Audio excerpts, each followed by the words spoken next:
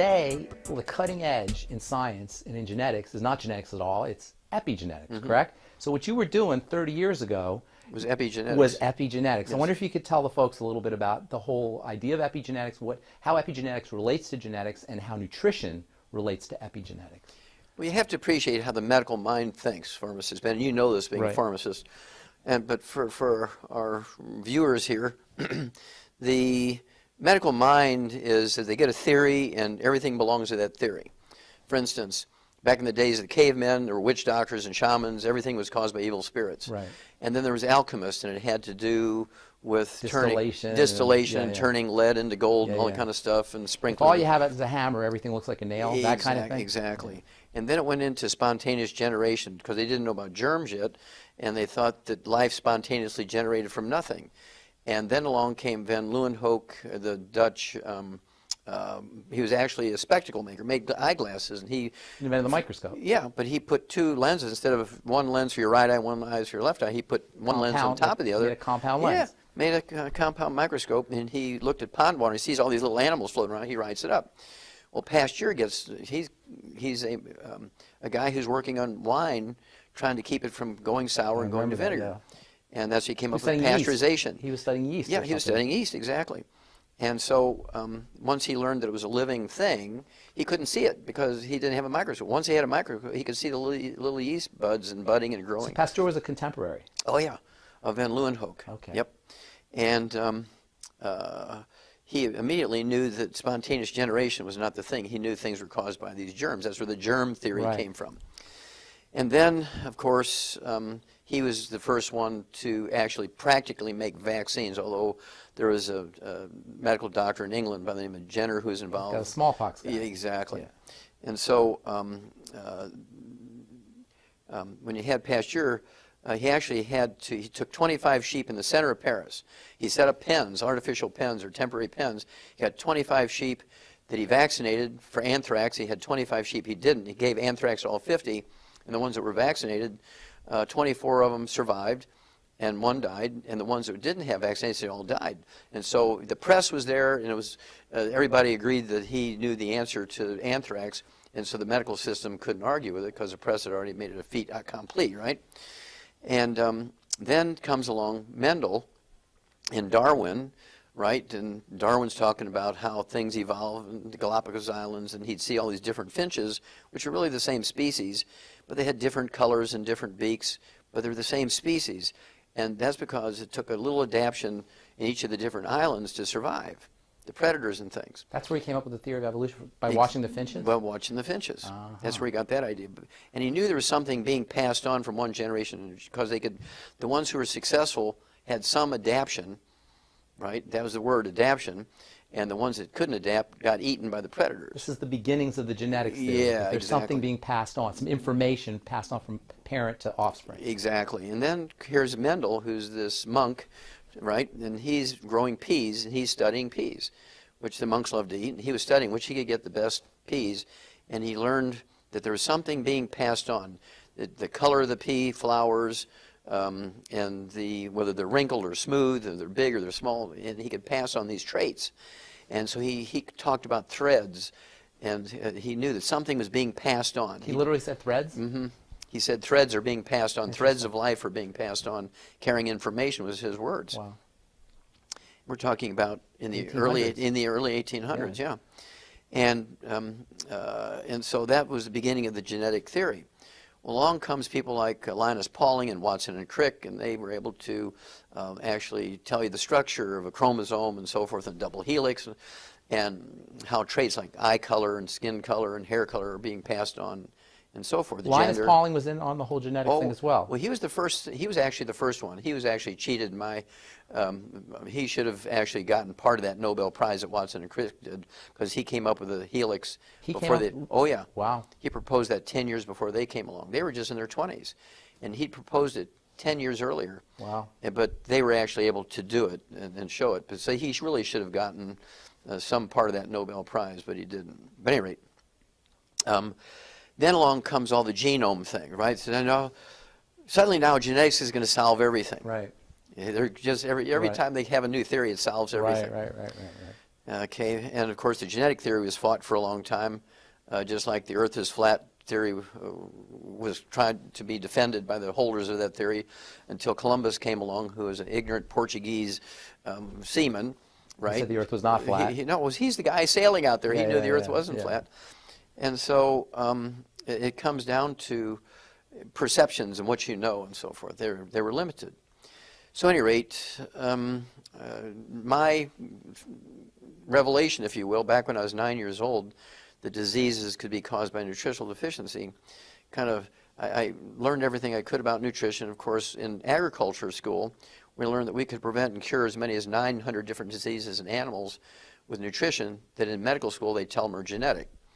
Did you know that it was really a nutritional and epigenetic component, that the nutrition was actually changing the genes? Yes, well, no, we didn't have the word epigenetic Did at you know that time. nutrition was changing the genes, though, that the lack of nutrition was affecting the genetics? And now that's a better word, affecting. Okay, they weren't changing the genes. Affecting. Affecting, because the genes are like a factory. The chromosomes are like a factory. Can you build anything in a factory without raw materials or parts? No. Without labors and energy? Of course not. No. Okay, so a gene and a chromosome is the same way. It's just a blueprint. Right. A gene and a chromosome is just a blueprint, Right. nothing else. So you Right. put a gene and a chromosome in a bucket of saline and say, okay, come on, boys, go to work and make something. Ain't nothing happening. Right. You still the gene need... that makes protein, the blueprint is just there to make the protein. You still need the raw materials to make the protein. That's right. Yeah.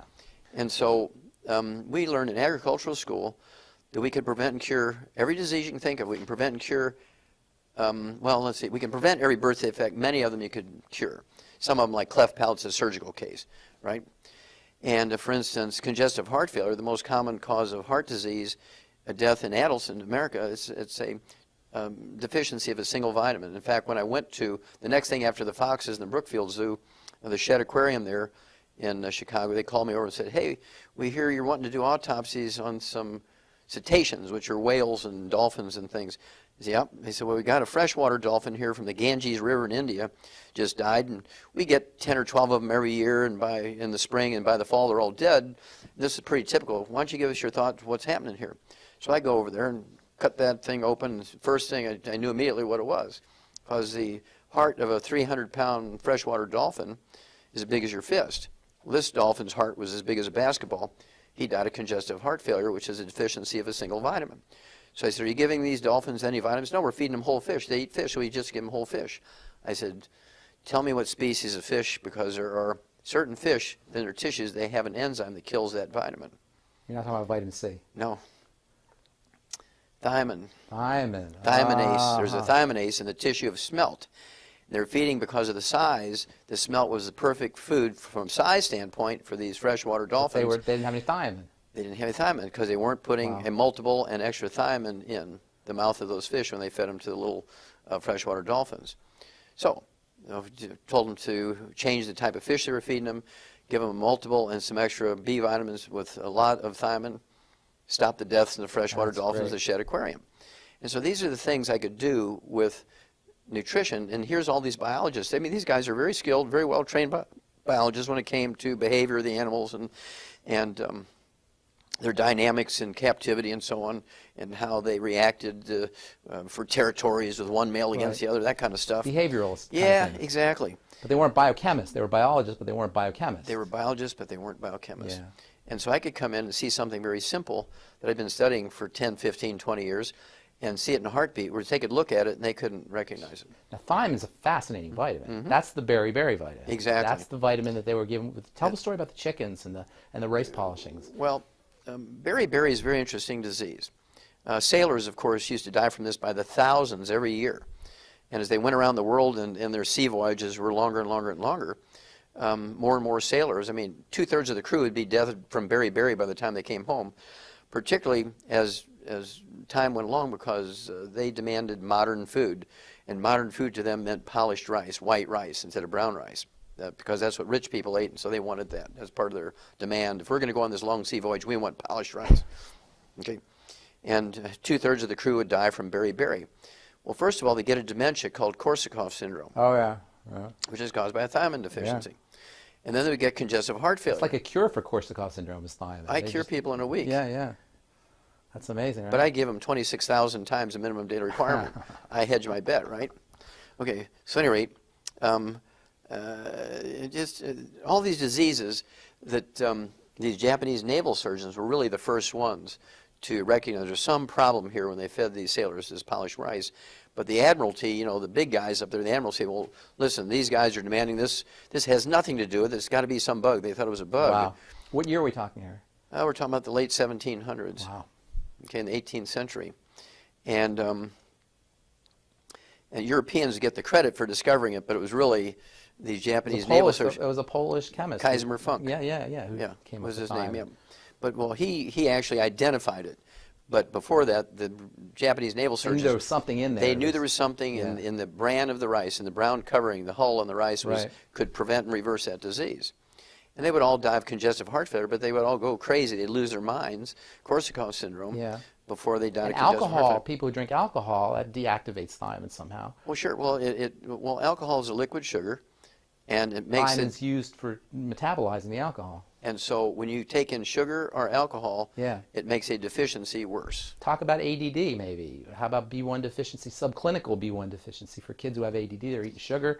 Maybe they don't need Ritalin. Maybe they need something like thiamine. Or how about subclinical issues? You know, we talk about the big things like congestive heart failure and beriberi. But what are the impacts of subclinical thiamine deficiency, where maybe they're just not getting enough thiamine? What are the impacts on our kids? And okay, well, that's a good one. Let's talk about ADD, ADHD, autism. Back when I was a kid, there was no such thing as those things, right? In the year 1980.